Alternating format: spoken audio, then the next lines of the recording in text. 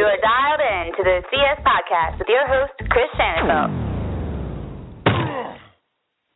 Welcome to another episode of the CS Podcast presented by the NUC NFL Draft Bible. Visit NFLDraftBible.com, bringing you the names that you need to know first since 2002. Also, be sure to follow on Twitter at NFL Draft Bible. As always, I am your host, Chris Shanafelt, and joining the show now for a Player Spotlight interview is 2016 NFL Draft prospect. The NFL Draft is right around the corner. The NFL Combine is behind us, and now we look forward to the Pro Days and, of course, April 28th, the start of the 2016 NFL Draft. Joining the show now is Makinton Dorleant, the defensive back out of the University of Northern Iowa. And Makinton, we appreciate you taking some time to join the show. Take us through what this process has been like for you so far, man. I mean, it's crazy to think that Pro Days begin today with Vanderbilt and Northern Arizona. I see that you guys, Northern Iowa, will be holding your Pro Day March 22nd. How have you been getting ready for that? Hey, Chris.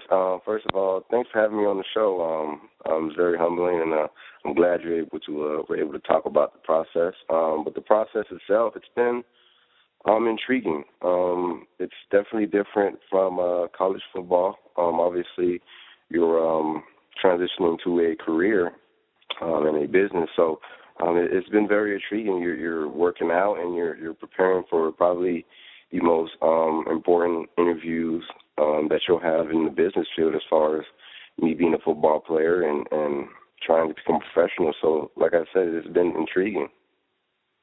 Yeah, and I got to think it's got to be a pretty weird moment right about now. I got to think the Northern Iowa football team is getting ready for spring ball, and here you are, focusing on yourself, focusing on your career, and getting ready for that pro day, and really just getting ready for a shot at the next level. Now, I know that a little over a month ago, you were able to play in the NFLPA Collegiate Bowl down in sunny Los Angeles, California. I don't know if there's anywhere else I'd rather be than California, in January. What was that whole experience like to showcase your skills in front of NFL scouts throughout the week and, of course, to play with and against some of the top prospects in the country? Well, California is beautiful. It was my first time there. I'm actually a Florida native, so you could say you might want to be in Florida sometime. So depending on if you want the water cold or if you want it warm during the year. I know the Pacific Ocean on that side is pretty chilly during the summertime and whatnot. But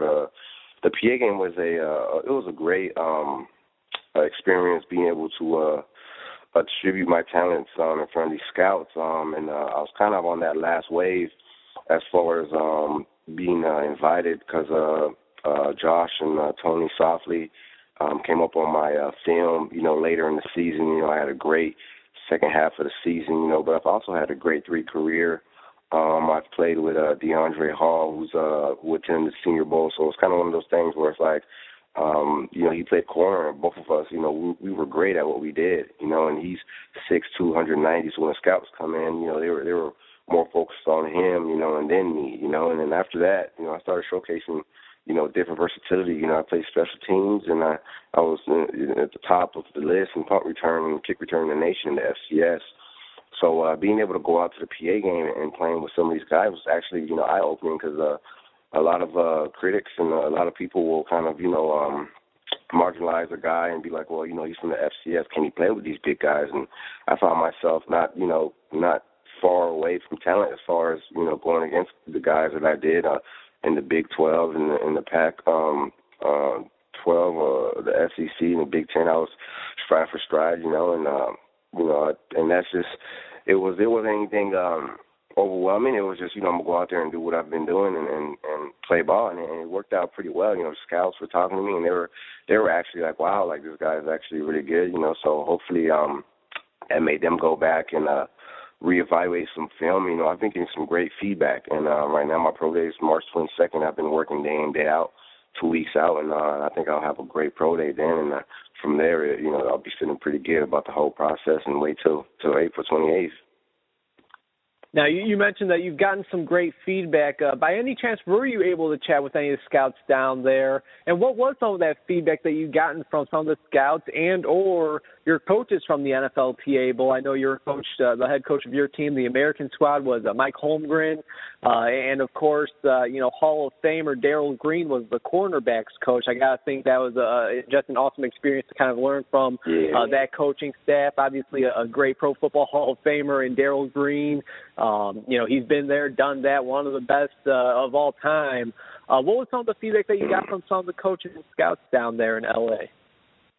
Well, from the coaches, they loved my game at punt return. They thought, me being able to go back and return, after I played nickelback that game, that's also something new that a lot of the scouts discovered that I could play was nickel. All my film was from the outside, and I moved in and I played nickel against some speedy guys like J.R. Mickens from Washington and Triggs from Cal. I was step to step with him, so that kind of opened their eyes. And like, wow, like he's very versatile. He can play outside and inside. And so, the coaches were very ecstatic that I was able to do that. And that's why Tony and Josh brought me in, because on my film it showed, I was able to play 3, fast downs on corner, and then go back and return punts and average about 15 yards a return. So it showed I had a motor, and the scouts were very happy about that. The first day, I showed, my versatility, and then, I was able to talk to about 18 teams, and I've been reached out by 3 more teams after that, after the game, and they were just very, they really liked my versatility, and that's something that I feel like I bring to the table that's great, is being able to play defense and go back on special teams and go full speed. I also played some offensive snaps here at Northern Iowa for 3 years, so, I just got the motor, and I'm just always going, and the coaches love that. Coach Green, great coach, first of all. I'm sad that he doesn't do it for a living, but I'm sure if you're a Hall of Famer, you don't need to. But great coach. He was able to give you insight, from all different perspectives at the corner position. So, he was really on me, and he really knew the position. So he targeted each and every single individual to try to improve their game, and he was targeting myself as far as, being able to play low, and he was just very great with the game, and we had a great bunch of guys, actually in the defensive back group. So, he kind of told us that nobody really separated themselves, but everybody was great, and everybody was playing good. So that's really the feedback I got from the coaches and the scouts, and from there, it's made me more confident, knowing the type of game I have and working on those things little by little. So it was a great experience. Yeah, that sounds great. That absolutely sounds fantastic. Now, I have this topic written down a little further down the list, but since you already touched on it, I'll go ahead and just ask about it right now. I mean, talk about how important it is, especially for somebody coming from the FCS, somebody coming from Northern Iowa, how important it is to play special teams. I mean, whether it is a gunner or as a return man, I mean, whatever it is. I know that you made your presence felt in the return game at Northern Iowa. It does sound like that's something that you take pride in terms of your game, and I'm just wondering, I mean, is that something that you expect to do? I mean, be a return man or even a gunner, make an impact on special teams at the next level? Yeah, first of all, special teams is a crucial aspect of the game. It's here for us. It's the number one phase of the game. You have 3 phases: defense, offense, and special teams. Special teams is number 1 at the top of the board, because special teams, I mean, it reverses field position. It gets you points that it gets you easy. It's the easiest way to get points. As far as, when you have an offensive scheme that doesn't go well against a defensive scheme, and then you have a defensive scheme that doesn't go well against the offensive scheme. So you have special teams to where it kind of is the backbone for both of those phases of the game. And for being able to be a return man, I take pride in that, because I was very good with the ball in my hand in high school. I was very good with the ball in my hand at Maryland before I transferred. I never got the opportunity there. I was backing up the guy by the name of Stephon Diggs, which isn't that bad of a gig, but special teams is crucial, and transitioning to the NFL, the first thing I want to show every team is that I can play special teams at first. I don't want to show them that I can play corner or nickel before I show them I can play special teams. First thing I wanted to show every single scout, and that came here to scout me or on film, when I advertise myself is that I can play special teams. I played, punt return, and what most people don't know is that I was a starting gunner. So, for the offense, when, they were out, I went straight on gunner, and I was going down the field. I told my coach to be on the field, fast on the field, and that resulted in a lot of fair catches and me being able to down the ball within the 10-yard line, even the 5-yard line at times. So, I took pride in that. That's just helping the team as a whole, because if you can set your defense up to play defense from, the 5-yard, the officer's own 5-yard line, that gives me a chance. That gives them a chance to stop that offense, and that gives me a chance to return the ball and be closer, to getting a touchdown. Because if they're punting from inside the red zone, then a shorter field for me and a shorter field for the offense. So it was kind of like a cycle for me. I was gunner, and it helped the team and all. I'm gonna try to get the ball inside the 5. I'm gonna try to get the ball back, for the offense inside the red zone. So I take pride in that. And that's my number one thing right now, transitioning to the NFL, showing that I can play special teams. Because there's, to be honest, not a lot of guys that can be as versatile, on special team as they want you to. So. I was very excited about that, and special teams, it goes a long way. We had, DeAndre Hall played special teams all 3 years. David Johnson for the Cardinals, you and I, he played special teams. His first touchdown was or second touchdown of his NFL career was a kickoff return. So we every single guy here, we all have, experience in it. So that's the number one thing right there. Yeah, and you look at a guy like David Johnson, 3rd-round pick of the Arizona Cardinals. As you said, one of his first scores was on special teams. It was I want to say, over 100-yard kick return. And unfortunately, I know that play all too well, as it did happen to my Chicago Bears. We're out of Chicago, so I certainly do remember that play, and it certainly sounds as if, and it's certainly great to hear that you do take pride in your special teams play. Obviously, you had a lot of success at it at the college level, as you said, at the high school level. It goes way back to then. And obviously for the under-the-radar guys, maybe the late-round draft picks, that's something that you need to do, is make an impact on special teams, and you've proven that is something that you are more than willing to do and more than capable of doing. Again, he is the 2016 NFL draft prospect. Makinton Dorleant, the defensive back out of Northern Iowa, joining me here on the CS podcast, presented by the NUC NFL Draft Bible, bringing you the names that you need to know first since 2002. Visit NFLDraftBible.com. And you already mentioned it, my friend. You did begin at the University of Maryland. You spent 2 years there, including a redshirt year. Coming out of high school, you had a big-time program, such as I see Florida State, Wisconsin, and West Virginia interested in you. Can you just talk about how you ultimately ended up at Northern Iowa? What it was about Northern Iowa when you decided to transfer that kind of opened your eyes and, thought that would be the best spot for you in the future? First off, Makinton Dorleant, that was two of the great, coming to college years I've ever had, experiencing college for the first time. It's just, just some things that happen as far as playing time. That's really what it was. Was the playing time, the expectancy that I thought I was going to get at playing time. I didn't receive it. So, I made a general decision, my family to, transfer and actually bump down a level. I knew it from the beginning to bump down a level because I didn't want to sit out. I was ready to play. Transitioning out of high school, I only started playing football to the 8th grade, so, I was kind of playing raw the first couple of years in high school. Then I transitioned to college, and I feel like I was getting to the point where I'm like, okay, well, I can really blow up now, so I need to get on the field and just, I was itching, so I needed to get somewhere and play. And so only thing that I could think of was go D1AA and go right away.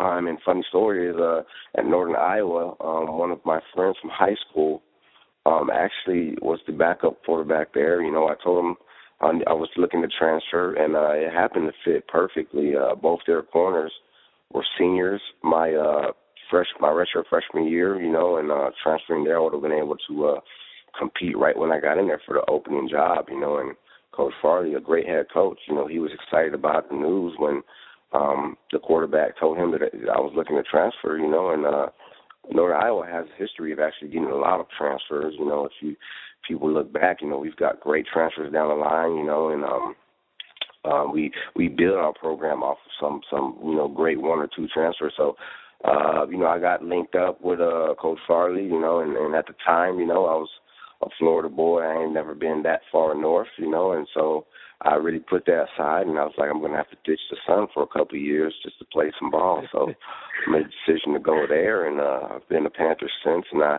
don't regret one bit of it. It's been a great career, great experience. I've started over, 40-something plus games, and I'm happy I made that decision, and it's working out well. So. Yeah, I mean, since you've been at UNI, you've been a full-time starter in that Panthers secondary, and this past season was really a career year for you. You recorded a career-high, a team-high 17 pass breakups, along with 3 forced fumbles. You're not afraid to get physical and lay a big hit, and 1 interception.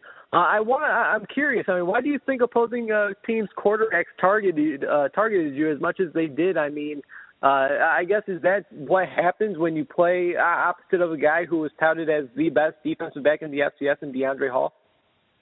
You know what? The craziest thing was this was the first year that these quarterbacks had some guts to throw my way. Before it was to be, and I hope D Hall would say the same thing, but D Hall was a freshly new corner last year. He transitioned my redshirt sophomore year. He started the last 3 games at corner.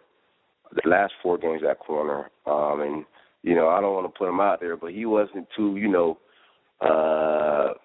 confident. You got to be confident at corner. DeAndre's a confident football player, but at corner he was just like, man, let's see what happens type thing, and he and I kind of got him. I was like, yo, D-Hall, listen, man. I told him, like, you play at corner, man. Just know there ain't a lot of guys as athletic and as long as you that can play the corner position. Trust me. If I were you, I'd want to be as long. If I were you, I would want to be as long as you, because the ball get in the air, and all you gotta do is put your long hand up, and you can bat it down. Me, I'm a little shorter. My hands are long, but I got to fight these 6'5" receivers.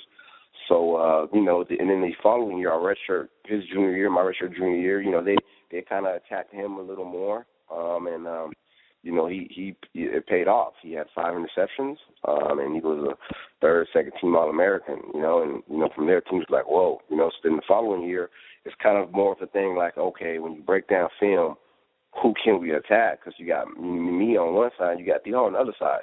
Went into Iowa State, they had 0 passing touchdowns on me and D-Hall, so after a while, you got to see who you're going to attack more, and after that, they attacked me more just because, it's a little more easier to attack the 5'11", 185-pound compared to the 6'2", 190-something pound guy, when the average height in, FCS is about, 5'11", 6'1", so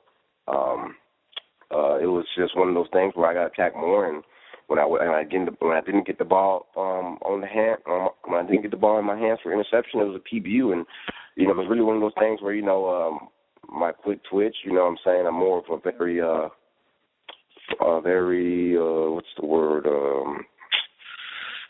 Can't figure the word, but I'm more, I feel more safer. If I can't get the interception, I'm going to get the PBU, and that's really what happened. And other than that, all the other plays followed. I'm a run support guy, so I force fumbles when I can.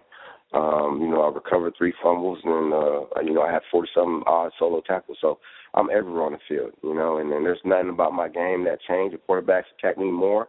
Well, there wasn't that much touchdowns thrown, in the secondary anyway. So we did pretty good, and I was happy because it showed that I'm really a corner, and I'm a press corner, and the PBUs are going to come. I'm surprised I'm going to have 20 or 21. Yeah. Hey, who knows? Maybe whoever's keeping track of the stat sheet may have robbed you of a few. I mean, even 17, you don't see that every year. I gotta think that's on top of, or that you're on top of the list in terms of FCS pass breakups.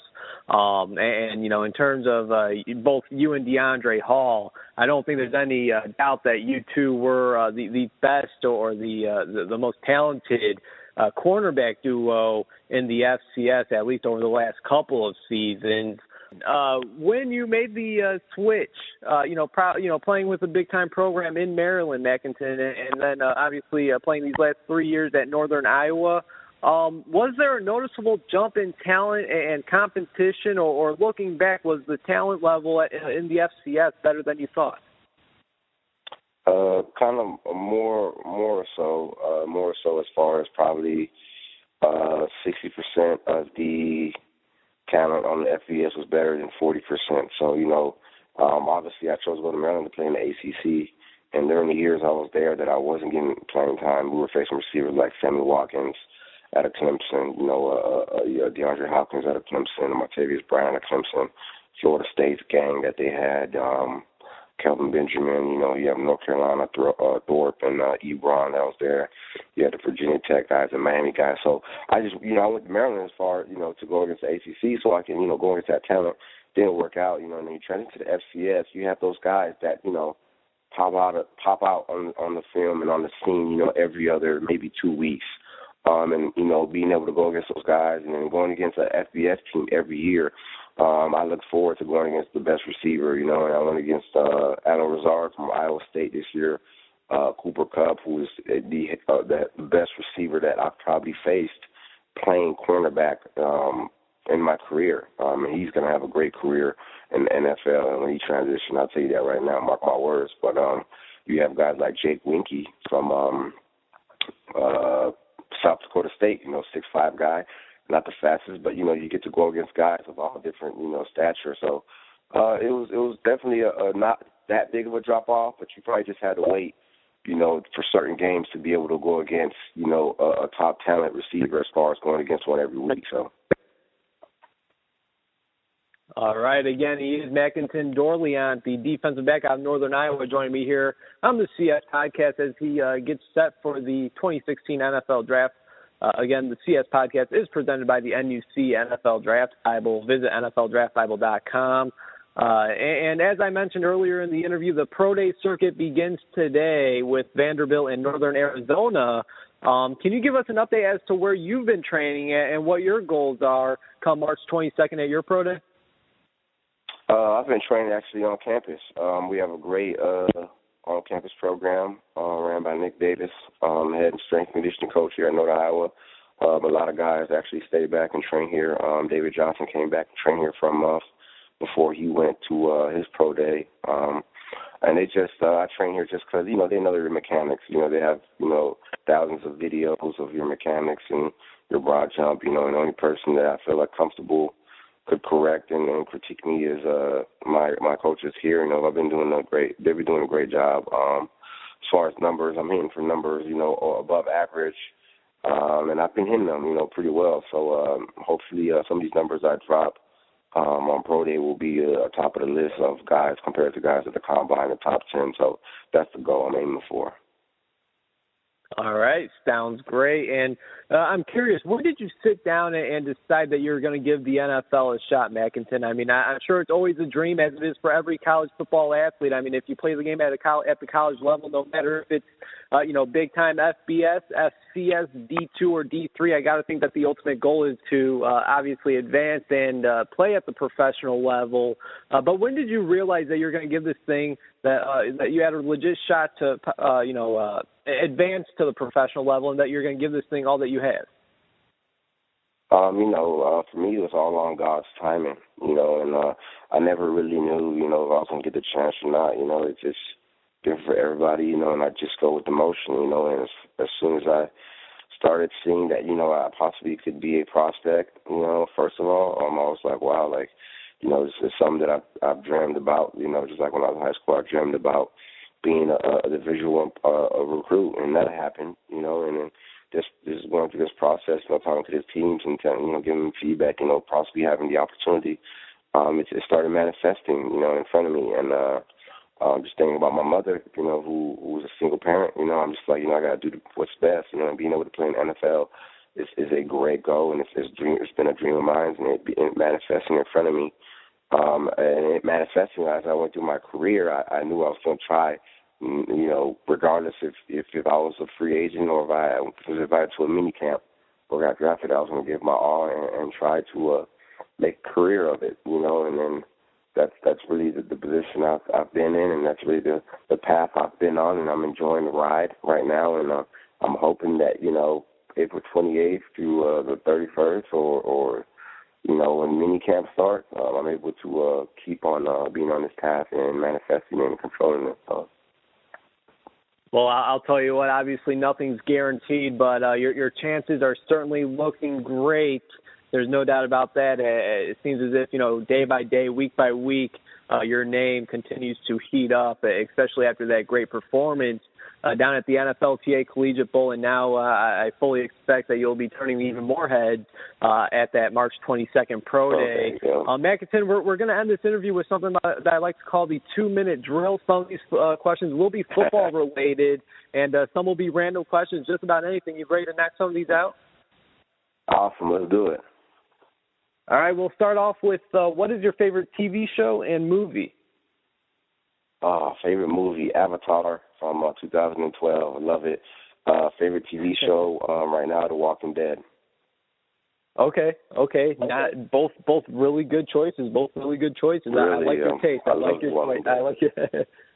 There you go. This is a question that I like to ask every prospect. Who would you say you model your game after? I mean, is there anybody growing up or even over the last few years at the college level that you've been keeping an eye on and that you like to, take bits and pieces of their game and add it onto yours? For sure. I love breaking down film and watching film of Chris Harris Jr. and Bradley Roby. Shorter guys.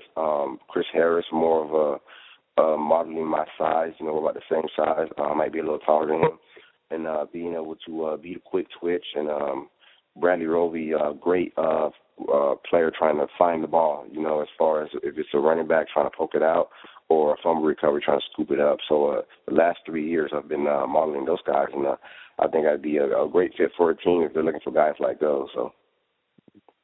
Well, and obviously the Denver Broncos are Super Bowl champions for a reason. I mean, they had a great defense, and that secondary was certainly a big part of that success that they had.